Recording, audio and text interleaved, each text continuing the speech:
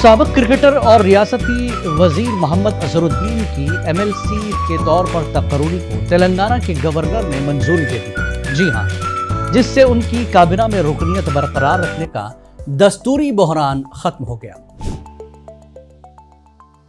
तेलंगाना के गवर्नर शिव प्रताप शुक्ला ने 25 अप्रैल 2026 को मोहम्मद अजहरुद्दीन और प्रोफेसर एम कोदंडाराम के नामों को गवर्नर कोटे के तहत कानून साज काउंसिल एमएलसी के लिए मंजूर कर लिया। अजहरुद्दीन ने 31 अक्टूबर 2025 को बतौर वजीर हलफ लिया था और दस्तूर के मुताबिक उन्हें 30 अप्रैल 2026 तक असेंबली या काउंसिल का रुकन बनना लाजमी था। वजीर आला रेवंत रेड्डी ने हाल ही में गवर्नर से मुलाकात करके इस तातुल को खत्म करने की दरख्वास्त की थी ताकि इंतजामी इस्तेहकाम बरकरार रहे।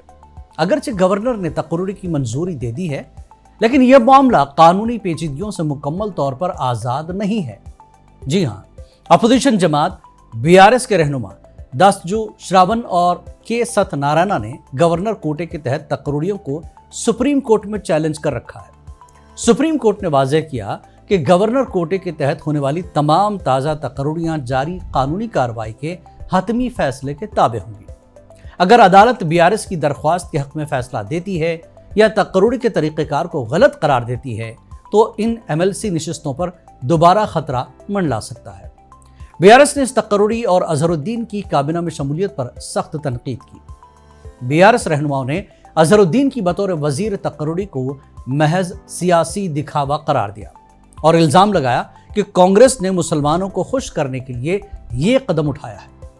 बीआरएस ने इस बात पर भी तनकीद की कि एक बैनुल-अक़वामी क्रिकेट आइकॉन होने के बावजूद अजहरुद्दीन को महकमे खेल यानी स्पोर्ट्स नहीं दिया गया, जो उनके बकौल उनकी तौहीन है। बीआरएस की अगली बड़ी लड़ाई सुप्रीम कोर्ट में है, जहां वो हुकूमत की जानिब से गवर्नर कोटे के गलत इस्तेमाल और उनके अपने दौरे हुकूमत के नामजद उम्मीदवारों की मनसूखी के खिलाफ मजबूती से केस लड़ रही है।